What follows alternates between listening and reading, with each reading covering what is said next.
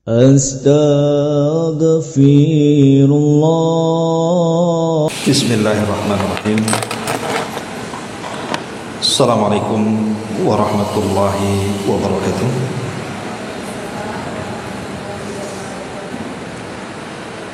Bihamdillahi wassalatu wassalamu ala rasulillah wa ala alihi wa sahbihi wa mawalah wa la hawla wa la quwata illa billahi wa ba'd. Baik, kita lanjutkan kajian kita, masih membahas tafsir singkat dari surah Al-Qiyamah, dan kita masuk pada ayat ke-16 dan seterusnya. A'udzu billahi minasyaitonir rajim. Bismillahirrahmanirrahim. La tuharrik bihi lisanaka lita'jala bihi. Inna alaina jam'ahu wa qur'anahu. Fa idza qara'nahu fattabi' qur'ana. Thumma inna alaina bayan. Janganlah engkau wahai Muhammad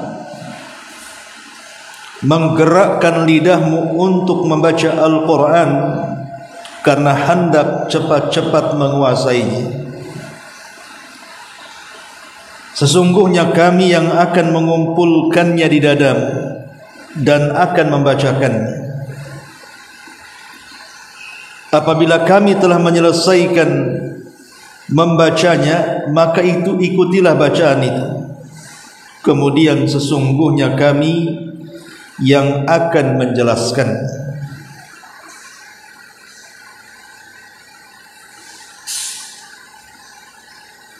Baik, ma'asyiral muslimat yang dimuliakan Allah Subhanahu wa taala, ayat ini, 5 ayat ini atau 4 ayat ini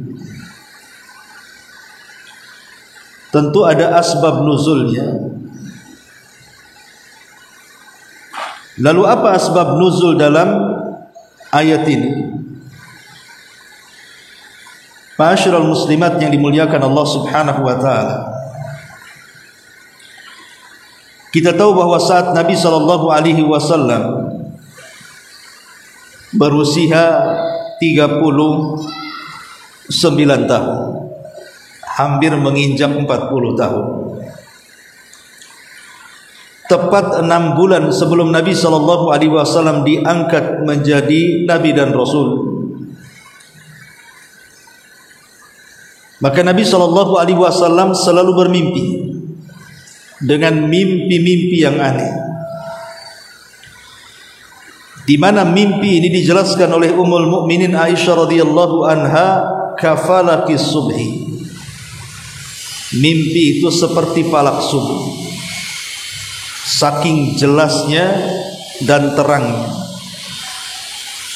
Maknanya setiap Nabi SAW bermimpi selalu menjadi kenyataan dalam kehidupannya, dan itu berlangsung selama 6 bulan berturut-turut. Sampai pada waktunya ketika 6 bulan berlalu dan usia Nabi SAW tepat di usia 40. Dan ingat, usia 40 itu adalah usia yang sangat cemerlang dalam kehidupan manusia, karena usia ini adalah usia dewasa, di mana seseorang sudah bisa menahan emosi dan bisa untuk melahirkan ide-ide bagus. Apalagi di usia seperti ini sudah banyak rintangan yang dilalui manusia, karena separuh lebih hidupnya sudah dijalani. Lah Nabi SAW di usia 40 tahun inilah meminta izin kepada Khadijah, istri tercintanya, untuk tafakur dan memilih tempat yang tinggi, tepatnya di Gua Hira. Jabal Hira ini cukup jauh dari Mekah. dan cukup tinggi sehingga orang yang naik di atasnya mampu melihat pemandangan kota Mekah dan sekitarnya. Maka Nabi SAW setelah membawa perbekalan yang cukup 1 bulan, dia pun meminta izin kepada istrinya untuk tafakkur di gua itu, tepatnya di Jabal Hira. Maka selama Nabi SAW tafakkur di gua itu, Nabi SAW hanya mengikuti bisikan fitrahnya, karena memang belum ada ajaran yang diajarkan Allah Subhanahu wa taala bagaimana cara beribadah kepada Allah. Dan fitrah Nabi SAW mengikuti syariat Ibrahim, tidak suka melakukan kesyirikan, kemungkaran dan kemaksiatan.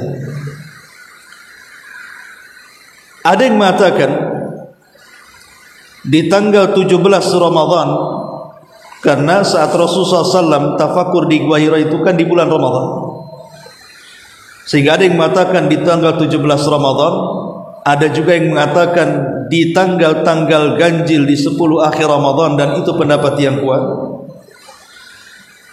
Tepat sebelum waktu subuh, Nabi SAW didatangi manusia yang sangat tampan sekali dengan pakaian putih bersih, tiba-tiba masuk ke dalam gua menemui Nabi SAW. Rupanya orang tersebut adalah utusan Allah, Jibril alaihi salatu wassalam, yang merubah dirinya seperti manusia untuk tidak menakuti Nabi. Maka tiba-tiba kemudian masuk ke dalam gua dan berjumpa dengan Nabi SAW seolah-olah sudah akrab. Dia pun mengucapkan salam, Rasul menjawabnya. Kemudian tiba-tiba merangkul dengan sangat erat dan membisikkan sesuatu di telinganya. Apa bisikannya? Iqra ya Muhammad, baca wahai Muhammad. Kita tahu bahwa Nabi SAW tidak bisa baca dan tidak bisa menulis. Kenapa Nabi SAW tidak bisa membaca dan tidak bisa menulis? Tentu ada alasannya. Allah bisa saja membuat Rasul membaca dan menulis. Tetapi kalau seandainya Nabi SAW bisa membaca dan menulis, apakah tidak dicurigai Al-Quran yang sampai kepada kita itu adalah tulisan Muhammad yang disadur dari kitab-kitab sebelumnya? Sehingga untuk mencegat bahwa Al-Quran itu tulisan Muhammad dan kecurigaan manusia bahwa itu bukan saduran kitab-kitab sebelumnya atau dari perkataan-perkataan bijak orang lain, makanya kemudian Nabi SAW tidak dibuat mampu membaca dan menulis, supaya orang tahu bahwa Al-Quran yang kelak turun kepada Rasul murni adalah wahyu, wahyu yang diwahyukan Allah kepada Nabi SAW lewat malaikat Jibril. Lah ketika Nabi SAW dibisikkan oleh malaikat Jibril, Iqra ya Muhammad, baca wahai Muhammad, Nabi tidak bisa baca, nulis pun tak bisa. Makanya yang dipahami dari perintah Jibril Iqra itu disuruh baca. Karena Rasul tidak bisa membaca, maka Rasul menjawab dengan mengatakan ma ana biqari, aku tidak bisa baca, kata Nabi. Maka Jibril pun semakin erat memeluk Rasul dan semakin keras membisikkan di telinga Rasul dan mengatakan Iqra ya Muhammad. Lagi-lagi Nabi SAW menyangkal dan mengatakan ma ana biqari, aku tidak bisa baca.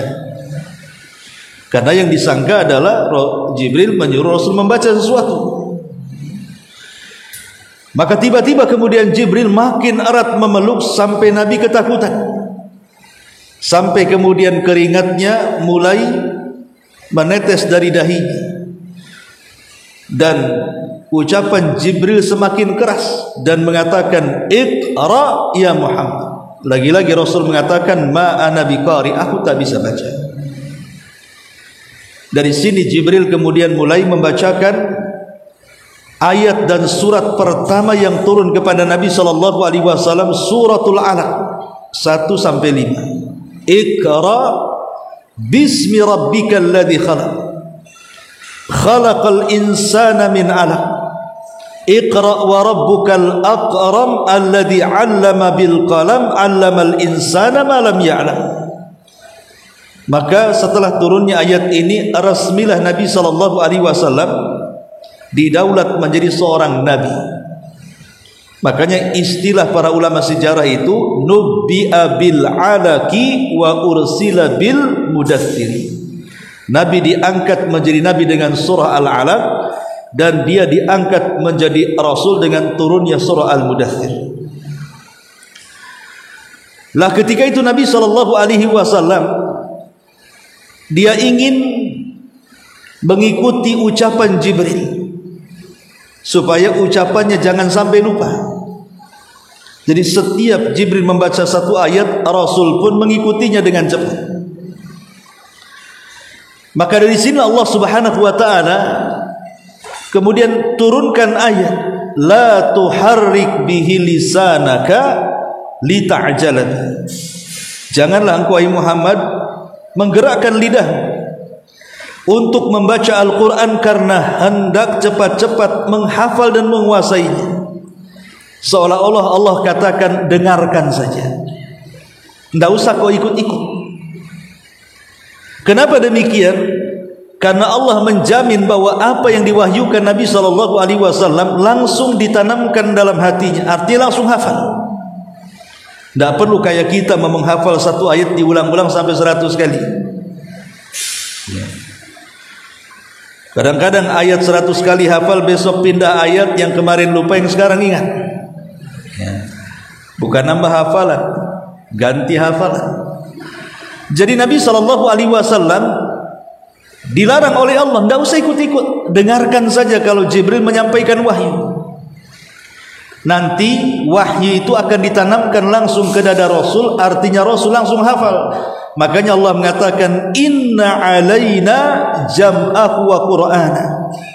Sesungguhnya kami yang akan mengumpulkan Quran itu di dadamu, dan kami yang akan membacakannya. Kemudian Allah Subhanahu wa taala mengatakan, fa idza qara'nahu fattabi' Qur'an. Apabila kami telah selesai membacakannya, baru engkau boleh membacanya. Jadi saat turun wahyu, Allah Subhanahu wa taala memerintahkan Rasul untuk tidak mengganggu malaikat Jibril menyampaikan wahyu. Biarkan dia bicara. Apa yang Allah wahyukan kepada Jibril untuk disampaikan kepada Rasul, dengarkan saja. Nanti kalau sudah selesai, pamannya Jibril datang dengan surah Al-Ikhlas, dengarkan sampai habis. Maka setelah itu Allah akan tanamkan hafalan surah Al-Ikhlas itu di dada Nabi. Lah kalau sudah selesai, maka Allah mengatakan, fa idza qara'nahu fattabi' Qur'an. Apabila kami selesai membacakan Al-Quran, baru kau membacanya. Kemudian Allah mengatakan, thumma inna alaina bayan. Kemudian sesungguhnya kami yang akan menjelaskannya. Jadi Nabi SAW tidak perlu belajar tafsir kayak kita-kita.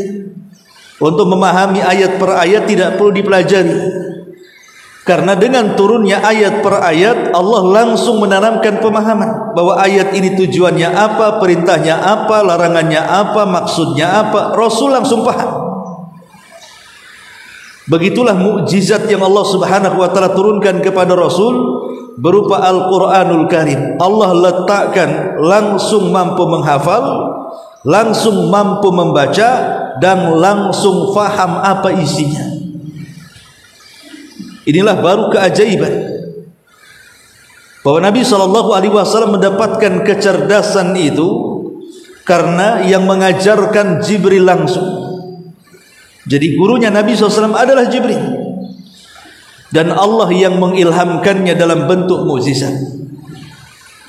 Ma'asyiral muslimat yang dimuliakan Allah Subhanahu wa taala, dari 4 ayat ini ada 2 faedah besar bagi kita. Pertama, fadlu hifdil Qur'an, keutamaan besar seorang muslim ketika mampu menghafal Al-Quran. Yang kedua, fadlu qiraatil Quran, keutamaan besar walaupun dia tidak menghafal tetapi dia juga berusaha untuk membacanya. Baik, lalu apa keutamaan yang akan didapat bagi mereka para penghafal Quran ini?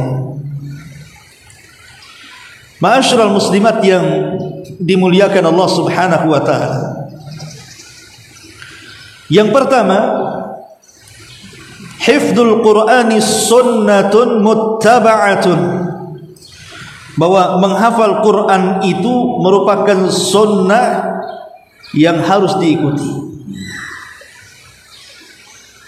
Alasannya karena Nabi sallallahu alaihi wasallam beliau penghafal Quran, di mana Allah Subhanahu wa taala tanamkan ke dada Rasul langsung dia hafal Quran. Artinya Nabi sallallahu alaihi wasallam manusia pertama yang hafal Quran. Bahkan boleh dikata Quran yang berjalan. Sebagaimana Aisyah radhiyallahu anha pernah ditanya tentang akhlaknya Nabi sallallahu alaihi wasallam, maka Aisyah ummul mukminin radhiyallahu anha mengatakan kana khuluquhul Quran, adalah akhlak Nabi itu Quran itu sendiri. Seolah-olah Nabi itu Quran yang berjalan. Yang kedua, hifdzul Quran itu yunajji sahibahu minan nar. Ingat, orang yang menghafal Quran, maka Quran itu bisa menyelamatkan para penghafalnya dari kobaran api neraka. Dan inilah kesuksesan yang nyata. Karena ada orang di dunia menganggap kesuksesan itu kalau selamat dari penyakit, selamat dari kefakiran, selamat dari bahaya dunia, kecelakaan dan yang semacamnya. Bukan, ya itu memang keselamatan, tapi itu bukan keselamatan yang hakiki. Tapi keselamatan yang hakiki adalah ketika orang terbebas dari api neraka. Itulah yang Allah katakan, faman zuhziha 'anil nar wa udkhilal jannah faqad faz. Siapapun yang dihindarkan dari api neraka dan dimasukkan ke dalam surga, barulah dia dinyatakan sukses dengan gemilang. Lah para penghafal Quran itu akan diselamatkan dari api neraka berdasarkan hadis Nabi yang disahihkan oleh Syalbani rahimahullahu taala, di mana Rasul mengatakan lau jama'al Quran fi ihabin ma ahraqahu Allahu bin nari. Kalau seandainya Allah Subhanahu wa taala kumpulkan Quran dalam sebuah tempat, maka Allah tidak akan membakar tempat itu dengan neraka. Bagaimana kalau seandainya Quran itu ada di dada-dada ibu?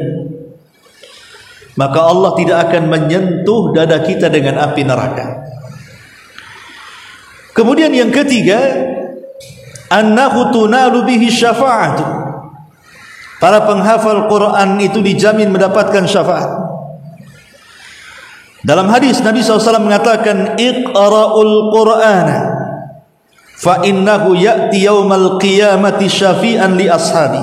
Bacalah Quran, karena boleh jadi Al-Quran itu akan datang menghadap Allah pada hari kiamat dan akan menjadi syafaat bagi para penghafalnya. Ingat, di akhirat itu tidak ada yang bisa menyelamatkan kita kecuali dengan 3 perkara. Pertama, amal saleh yang kita lakukan. Yang kedua, syafaat. Dan yang ketiga, rahmat dari Allah Subhanahu wa ta'ala. Lah salah satu yang bisa menyelamatkan kita syafaat. Lah Quran itu akan memberikan syafaat bagi para pembacanya. Kemudian yang keempat, annal Qur'ana yarfa'u sahibahu fil jannah. Jadi Quran ini bukan hanya sekedar memasukkan para penghafalnya ke dalam surga, tapi lebih daripada itu menentukan tinggi rendahnya tingkatan di surga. Dan itu berdasarkan hadis Nabi sallallahu alaihi wasallam ketika para penghafal Quran dikumpulkan di sorga, maka Nabi mengatakan yuqalu li sahibil Quran, akan dikatakan kepada para penghafal Quran yaumal qiyamah, pada hari kiamat, iqra wartab warattil kama kunta turattil fid dunya fa inna manzilataka inda akhiri ayatin taqra'uha. Kata Nabi sallallahu alaihi wasallam, baca, ketika dia membaca Al-Quran di sorga itu, Allah letakkan rab-rab dalam bahunya semacam sayap, kemudian dia terbang memilih tingkatan, dan antara tingkatan sorga ke tingkatan sorga berikutnya antara jarak langit dan bumi. Jadi dia suruh terbang ke atas, menunjukkan Al-Quran ini juga dibaca sampai ke sorga. Kemudian ketika menentukan tingkatan itu, maka disuruh mentartilkan sambil membaca Quran. Rasul Allah mengatakan, bacalah Quran dengan tartil sebagaimana kau baca di dunia. Kemudian di ujung riwayat Rasul mengatakan, karena kedudukanmu di sorga itu sesuai dengan akhir ayat yang kau baca di dunia. Dari hadis ini Syekhul Islam Ibn Taimiyah rahimahullahu ta'ala mengatakan bahwa tingkatan sorga itu sejumlah ayat di dalam Al-Quran. Berapa jumlah ayat dalam Al-Quran? Ya 6.000 lebih, 6.400, 6.500 kurang lebih jumlah ayat dalam Al-Quran. Sejumlah itulah tingkatan di sorga. Lah para penghafal Quran itu akan terus naik dan akan berhenti di tingkatan sebagaimana akhir ayat yang kita baca di dunia. Kalau sebelum kita meninggal kita membaca surah Al-Ikhlas dan itu akhir yang kita baca di dunia, maka ketika sudah sampai di surat itu, berarti disitulah tingkatan yang Allah tentukan kepada kita. Ini yang keempat. Yang kelima, bahwa Al-Quran ini bisa memuliakan para penghafalnya di dunia apalagi di akhirat. Kata Nabi sallallahu alaihi wasallam, inna min ijlalillahi ta'ala iqramu dhisyaibatil muslim wa hamilul qur'ani ghairal ghali fihi wal jafi anhu wa iqramu dhisultanil muqsid. Kata Nabi sallallahu alaihi wasallam, termasuk seseorang itu memuliakan Allah Subhanahu wa taala, mengagungkan Allah Subhanahu wa taala ketika seseorang melalui 3 tahapan. Kalau seseorang melakukan 3 tahapan, berarti kita telah mengagungkan Allah. Pertama, memuliakan orang yang sudah tua. Jadi kalau ada orang yang lebih tua dibandingkan kita, hormati mereka, karena itu bentuk pengagungan kita kepada Allah. Maknanya kalau kita tidak menghormati orang tua, berarti kita belum dianggap mengagungkan Allah. Dan orang tua di sini siapa saja, tidak mesti orang tua sendiri. Pokoknya orang yang usianya di atas kita, kita muliakan mereka. Apalagi bahasanya syaibah. Artinya syaibah itu orang yang sudah keluar ubannya. Berarti usia-usia 40 tahun, 50 tahun, 60 tahun ke atas, sudah tua renta, maka harus lebih dimuliakan lagi mereka. Kemudian yang kedua, para penghafal Quran, yang ketika dia para pembawa Quran atau penghafal Quran, pembaca Quran, selama dia tidak ekstrim di dalam membaca dan juga memahaminya ataupun tidak meremehkan. Dan yang ketiga, memuliakan para pemimpin-pemimpin yang adil. Inilah 3 perkara yang menunjukkan bahwa kita telah mengagungkan Allah. Kita hormati orang yang sudah tua, kita menghormati para penghafal Quran, dan kita menghormati para pemimpin yang adil. Dari sini kita tahu bahwa bagaimana Nabi SAW memuliakan orang yang telah memuliakan Allah Subhanahu wa taala. Salah satunya adalah memuliakan para pembawa Quran. Kemudian yang keenam, anna hifdzal Qur'ani sababur rif'ati fid dunya wal akhirah. Bahwa para penghafal Quran itu akan menjadi sebab terangkatnya nama dia di dunia ataupun di akhirat. Nabi SAW mengatakan, innallaha yarfa'u bihadzal kitaba aqwaman wa yada'u bihil akharin. Rawahu Muslim. Sesungguhnya Allah Subhanahu wa taala akan mengangkat dengan Quran ini beberapa kaum, tapi boleh jadi dengan Quran ini Allah rendahkan kaum yang lain. Hadis ini ada kisah yang menarik. Di zaman Umar bin Khattab radhiyallahu an, ada gubernur Mekah yang bertandang ke kota Madinah berjumpa dengan Umar bin Khattab radhiyallahu an.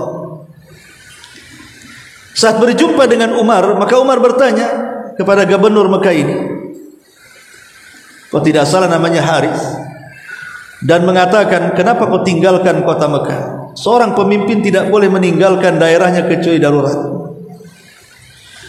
Maka sang gubernur mengatakan, tenang wahai Amirul Mukminin, sudah kuserahkan kepada wakilku di sana. Maka Umar mengatakan, aku enggak pernah dengar kau punya wakil. Siapa wakil? Maka dia mengatakan, namanya Abdurrahman ibnu Abza. Umar makin heran karena memang tidak kenal sama sekali. Padahal wakil gubernur harusnya kan kenal. Jadi Umar mengatakan, siapa Abdurrahman ibn Abza? Aku baru dengar. Maka sang gubernur mengatakan, iya mungkin kau baru dengar, tapi ingat Abdurrahman ibn Abza dulunya memang budak. Aku merdekakan, dan setelah aku merdekakan dan menjadi orang merdeka, aku jadikan dia wakilku di sana. Maka Umar mengatakan, apa tidak ada orang merdeka? Kenapa mesti mengambil wakil dari mantan budak? Karena bagaimanapun di zaman itu kan perbudakan masih aib kan gitu ya, rendah statusnya. Makanya Umar bertanya seperti itu. Maka sang gubernur mengatakan, wahai Amirul Mukminin, jangan kau lihat statusnya. Memang dulu dia budak yang dimerdekakan, tapi ingat Ibnu Abza ini alimun bi kitabillah wa alimun bi faraidillah wa idza hakama bi adlin. Ibnu Abza ini wahai Amirul Mukminin, dia paling pakar di antara kami tentang Quran. Jadi penduduk Mekah ini, dialah yang paling pakar hari ini tentang Quran. Dan dia juga alim tentang ilmu-ilmu waris. Dan kalau dia berhukum, mestilah berhukum dengan keadilan. Ya, karena dia menguasai Quran. Siapapun yang menguasai Quran pasti akan berhukum dengan keadilan. Ketika melihat alasan sang gubernur, disinilah Umar bin Khattab radhiyallahu an tiba-tiba takbir dan mengatakan, Allahu Akbar. Laqad sadaqa Rasulullah sallallahu alaihi wasallam, sungguh benar ucapan Nabi gitu. Kemudian Umar membaca hadis ini, innallaha yarfa'u bihadzal kitaba aqwaman wa yadha'a bihil akharin. Sungguh Allah telah mengangkat beberapa kaum dengan Quran. Seperti Ibnu Abza, dia seorang budak yang dimerdekakan, tidak punya status, kekayaan, nasab dan yang semacamnya, tapi Allah angkat derajatnya menjadi gubernur. Disebabkan apa? Kepakaran dia dalam Quran. Ini di dunia. Tapi ingat, Quran juga bisa merendahkan orang. Kalau seandainya orang ini membaca dan menginjak-injak Al-Quran. Ini yang ke-6. Yang ke-7, taqdimul hafidh li imami salati ala ghairihi.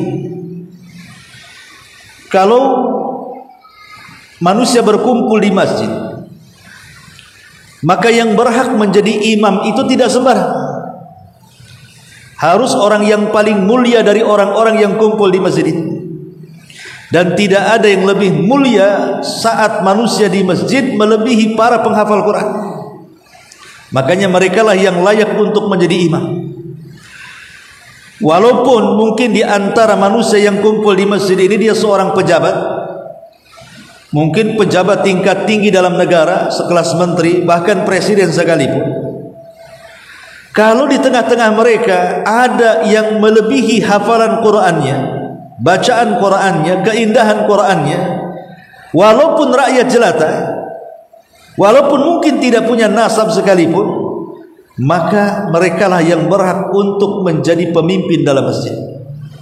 Dari sini Nabi SAW mengatakan, ya ummul qauma aqra'uhum li kitabillah. Kata Nabi SAW, hendaklah yang memimpin sebuah kaum dalam salat itu manusia-manusia yang paling aqra' dengan Quran. Maksudnya yang paling mampu menguasai Quran, baik di bidang bacaan, di bidang hafalan, di bidang pemahaman. Kalau memang mumpuni semuanya, maka dia berhak menjadi pemimpin dalam masjid, mengalahkan para pejabat dan yang lain. Dan ini menunjukkan bagaimana Allah mengangkat derajat para pemegang Quran ini. Kemudian yang nomor 7, ilhaqu manzilatihi bi ahlil khairi. Para pembawa Quran, penghafal Quran, maka mereka akan disejajarkan dengan makhluk yang sangat dimuliakan Allah. Siapa makhluk yang sangat dimuliakan? Para malaikat. Mereka adalah makhluk yang sangat dimuliakan karena mereka adalah makhluk yang tidak pernah bermaksiat, yang senantiasa melakukan ketaatan kepada Allah Subhanahu wa taala. Wa yaf'aluna ma yu'marun. Mereka melakukan apapun yang Allah perintahkan. Lah Nabi mengatakan, al-mahiru bil Quran, orang yang mahir dalam Quran, ma'as safaratil kiramil barar, akan sekedudukan bersama para malaikat yang dermawan lagi baik. Malaikat yang safar ke sana kemari mencari para penghafal dan pembaca Al-Quran. Lihat bagaimana dimasukkan dalam kedudukan yang mulia bersama para malaikat. Kemudian yang nomor 8 ya, 9, annal ghibtatal haqiqiyyata takunu fi hifdzil Qur'ani. Bahwa ghibtah yang hakikat itu hanya boleh kepada para penghafal Quran. Apa maksudnya ghibtah yang hakikat? Ghibtah itu bagian daripada hasad, tetapi hasad yang baik. Hasad itu ada dua. Ada hasad yang tercela, berangan-angan supaya kenikmatan orang lain hilang, bahkan berangan-angan supaya kenikmatan orang lain hilang dan berpindah kepada dia. Tetapi di sana ada hasad yang mamduha, yang terpuji. Apa itu? Itulah yang disebut dengan al-ghibtah namanya. Ghibtah itu hasad yang terpuji. Bagaimana bentuknya hasad yang terpuji? Nabi SAW bersabda, la hasada illa fisnataini, rajulun atahu Allahul kitaba fahuwa yakumu bihi ana al-laili wa atrafan nahar. Tidak ada hasad kecuali dalam dua perkara. Artinya hasad ini haram hukum asalnya, kecuali menjadi boleh bahkan berpahala di dua kondisi. Lah salah satunya kata Nabi SAW, seseorang yang diberikan oleh Allah kemampuan membaca, menghafal dan menguasai Quran. Dengan Quran itulah akhirnya dia bisa sholat malam. Dengan Quran itu pula dia tidak henti-hentinya membaca di siang hari. Kemudian kita ini yang tidak seperti orang itu berangan-angan, ya Allah, kalau aku seperti dia menjadi para penghafal Quran, hobi dengan Quran, aku pun akan melakukan hal yang sama. Sebenarnya kalimat ini hasad, tapi hasad yang tidak tercela, tapi justru hasad yang terpuji. Inilah yang disebut dengan ghibtah tadi. Hasad yang mendapatkan pahala, ingin mendapatkan nikmat orang lain, tetapi tidak ingin menghancurkan kenikmatan orang lain. Kalau hasad yang tercelakan ingin mendapatkan nikmat orang lain dan menghancurkannya. Itulah bedanya di sini. Ya. Yang satu menginginkan kenikmatan orang lain tetapi tidak hendak menghancurkannya. Yang satu menginginkan kenikmatan orang lain dan berniat menghancurkannya. Yang pertama hasad terpuji dan yang kedua hasad tercela. Lah yang pertama contohnya kepada para penghafal Quran. Mungkin ibu punya tetangga orang bagus Qurannya, saya ingin mendapatkan nikmat seperti dia, tapi saya tidak mendoakan supaya kepalanya terbentur biar hafalannya hilang. Itu maksudnya ya. Lain kalau kemudian hasad tercela, kenapa kok dia bisa hafal Quran sehingga orang memuliakan dia, saya racun aja lah supaya otaknya error sehingga hafalannya hilang semua. Nah, itu namanya menginginkan kenikmatan orang lain dan menghancurkannya. Ini hasad yang tercela namanya. Tapi kalau tidak menginginkan kehancurannya, hanya ingin seperti dia saja, maka itu disebut dengan ghibthah, hasad yang terpuji, bahkan mendapatkan pahala besar. Ma'asyiral muslimat yang dimuliakan Allah Azza wa Jalla. Kemudian yang nomor 10, anna hifdzal Qur'ani, bahwasanya orang yang menghafal Quran wa ta'allumahu, dan orang yang belajar Quran wa ta'limahu, dan mengajarkan Al-Quran, khairun minad dunya wa ma fiha, itu lebih baik dibandingkan dunia dan isinya. Apa sih isi dunia dan isinya itu? Ya tentu macam-macam lah. Rumah bagus, kendaraan mewah, gedung bercakar, tanah luas, kenikmatan banyak. Itulah nikmat dunia yang kita rasakan hari ini. Itu tidak lebih baik dibandingkan apa? Para penghafal Quran, pelajar Quran, pengajar Quran.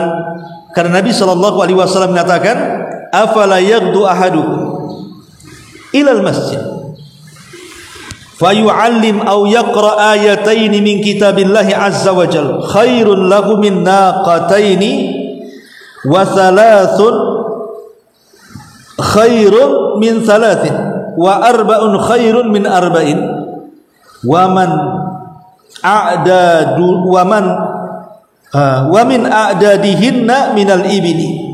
Kata Nabi SAW, seandainya salah seorang di antara kalian menyengaja berjalan dari rumah ke masjid, tujuannya satu, mengajar Quran, membaca 2 ayat Al-Quran, maka semata-mata ibu membaca 2 ayat Quran saja nilainya sama dengan berkurban 2 ekor unta.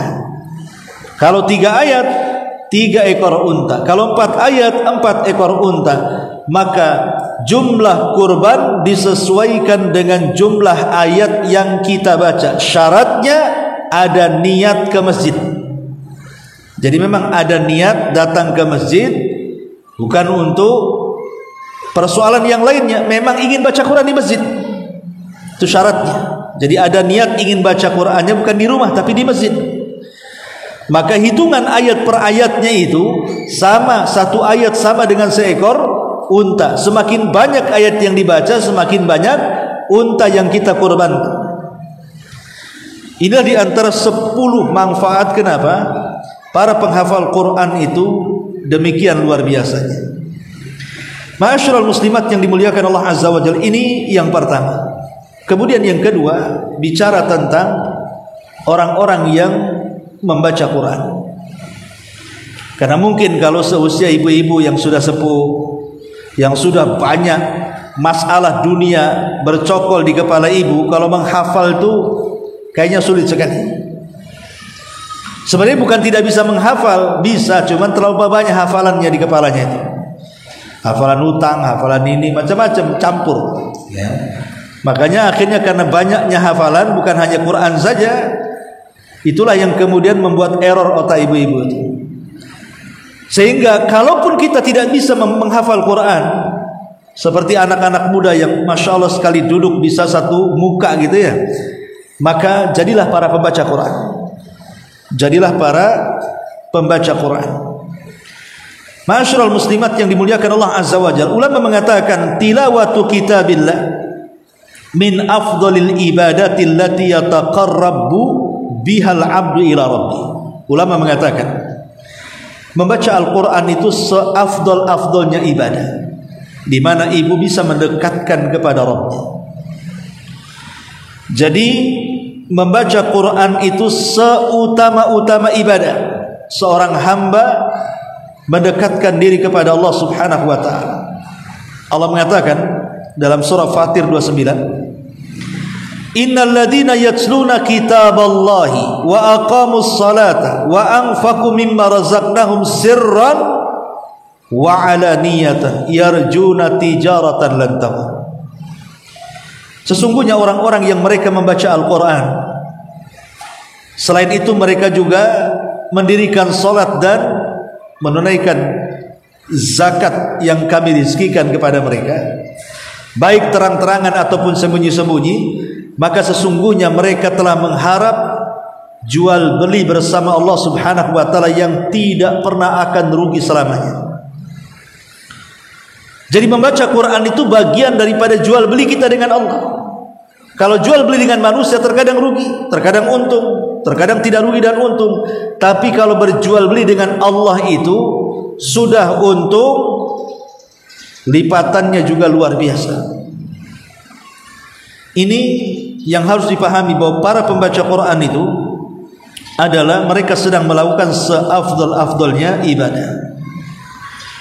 Dan pentingnya membaca Quran itu sampai Nabi SAW memerintahkan kita untuk membaca Quran.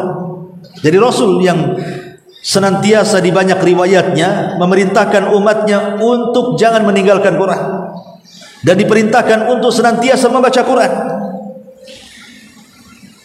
Dalam sebuah hadis Rasul mengatakan, ta'allamul Qur'ana fa innahu ya'ti yaumal qiyamati syafi'an li ashabi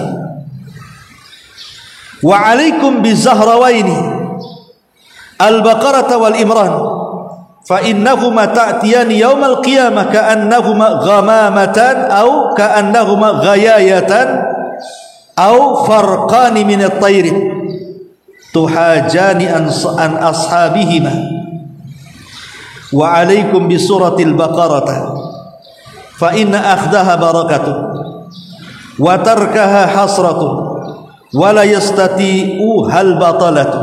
Rawahu Muslim. Kata Nabi, pelajari Quran, karena dia nanti pada hari kiamat akan menjadi syafaat bagi para pembacanya. Dan utamakan dua surat Al-Baqarah dan Al-Imran, karena keduanya akan menjadi sayap, dalam riwayat akan menjadi awan yang menaungi kita dari teriknya matahari pada hari kiamat. Dan bacalah surah Al-Baqarah, karena siapapun yang mengambilnya akan mendapatkan berkah, siapapun yang meninggalkannya akan mendapatkan penyesalan, dan tidak ada satupun tukang sihir yang sanggup untuk sampai kepadanya untuk menyakitinya. Makanya dulu pernah saya ceritakan tentang ada anak muda yang datang ke seorang dukun. Dukun ini sudah yakin akan menyihir seorang wanita yang dimaksud anak muda itu dengan bayaran tinggi. Tapi setelah praktek sihir itu dilakukan dengan berbagai macam ritual dan jampi-jampinya, tetap saja kondisi wanita yang hendak disihir itu tidak tersentuh sihirnya. Sehingga dukun ini angkat tangan dan mengatakan, aku tidak bisa menyihir wanita yang kau maksud itu. Sebaiknya kau rekomendasikan datanglah ke guruku, katanya. Naiklah dukunnya ke peringkat berikutnya. Datang kepada gurunya, dukun juga lebih sakti daripada muridnya. Kemudian dia pun mengatakan kepada anak muda ini, kalau engkau ingin menyihir si fulana, maka bayarannya jauh lebih besar dibandingkan muridku. Maka anak muda ini mengatakan, tidak apa-apa, yang penting kau sihir dia. Akhirnya setelah mengadakan ritual dan jampi-jampi, tidak juga terkena sihir. Akhirnya dukun ini malu dan mengatakan, aku tidak bisa menyihir wanita ini, tapi aku punya teman, kata, jauh lebih sakti. Aku punya tuan guru yang jauh lebih sakti, yang sudah mungkin tingkatannya sudah melebihi dia. maka datang ke dukun yang dimaksud, kemudian siap membayar dengan jumlah yang mau dukun tadi, dengan syarat dukun tadi menyihir wanita ini. Setelah kemudian melakukan ritual, mantra, baca ini dan lain sebagainya, tidak mempan juga sihir itu. Wanita ini tidak bisa disihir. Akhirnya kemudian dukun yang paling sakti ini mengaku dan mengatakan, aku kembalikan bayaran. Mau tidak aku beritahu rahasianya, kenapa orang yang kau maksud akan kusihir tidak mempan dengan sihirku dan sihir-sihir yang sebelumnya? Karena ada informasi datang kepadaku, tentu lewat jinnya kan gitu ya, bahwa wanita yang kau maksud yang akan kusihir itu setiap hari membaca surah Al-Baqarah. Bagaimana aku akan mampu menyihirnya?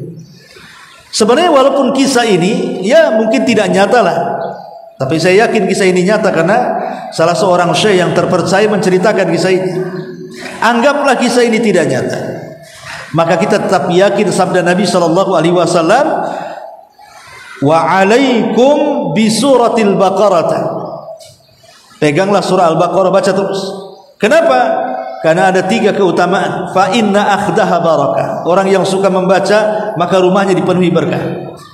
Yang kedua, orang yang suka membaca Al-Baqarah tidak akan ada kerugian dan penyesalan. Kemudian yang ketiga, tidak ada kejahatan sihir yang akan menyentuhnya. Dari sini kita tahu bahwa membaca saja bisa menghindarkan kita dari mara bahaya. Ya.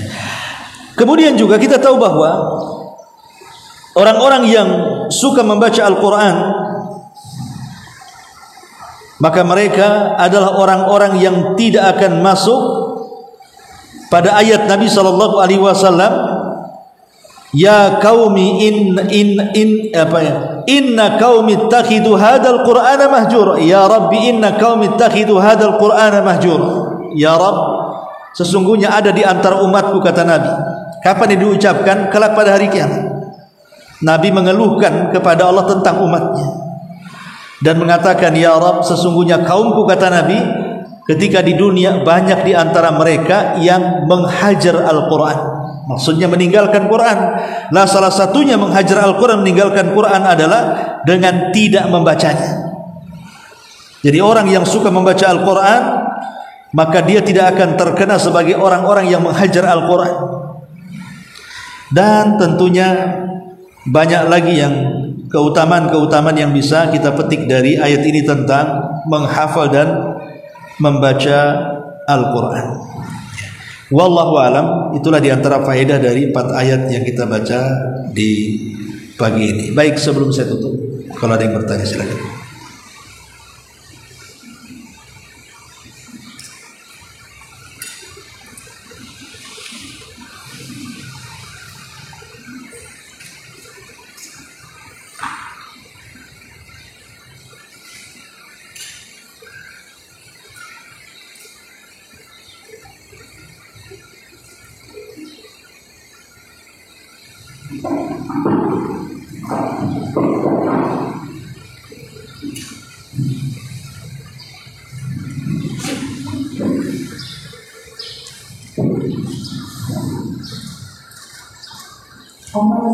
Ini ada pertanyaan. Apabila kita membaca surat Al-Kahfi di malam Jumat dan di hari Jumat kita akan menjalankan berumur dan berumur. Membaca surah Al-Kahfi akan dimudahkan haji dan umrah. Wallahu alam, saya baru dengar.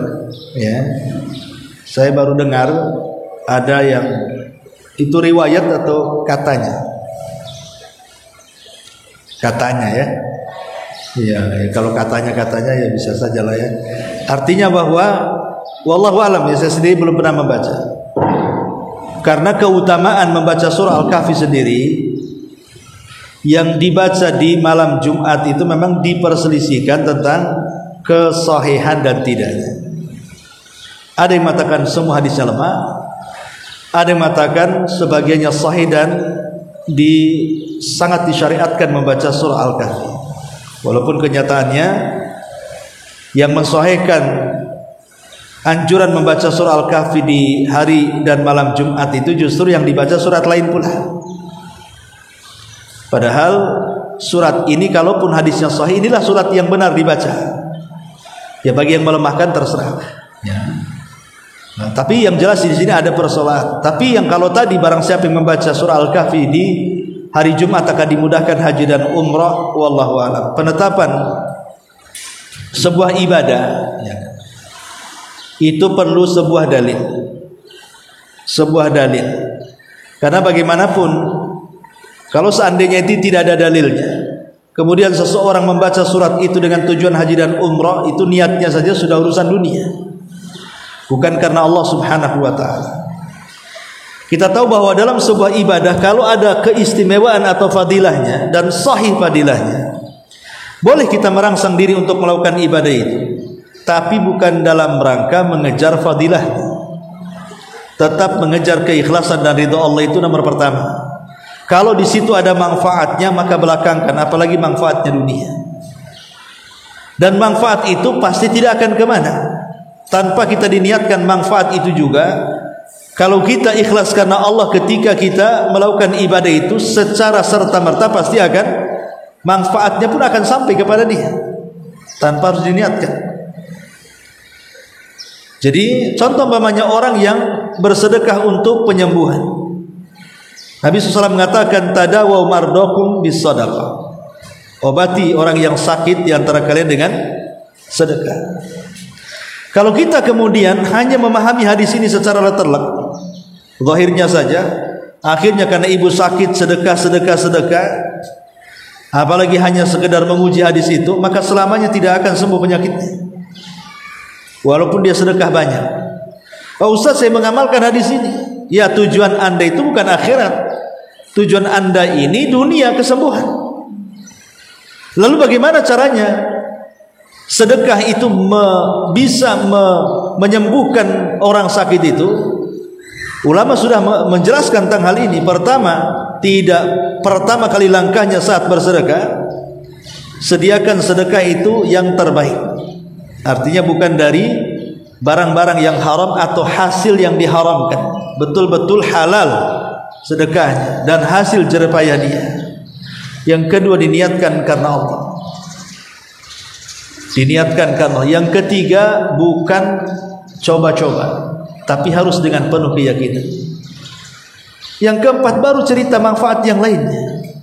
Entah kesembuhan, entah supaya rizkinya dimudahkan dan begitu seterusnya. Jadi manfaat dunia itu dibelakangkan dulu. Karena Rasul yang mengatakan barang siapa seorang hamba ini dia berangan-angan untuk dunia, maka Allah akan kumpulkan kefakiran di pelupuk matanya. Tapi kalau keinginannya lebih banyak ke akhirat, maka dunia akan mengikuti di belakangnya. Artinya bahwa ya, lillahi ta'ala saja, nanti perkara-perkara dunia itu akan mengikuti. Wallahu a'lam.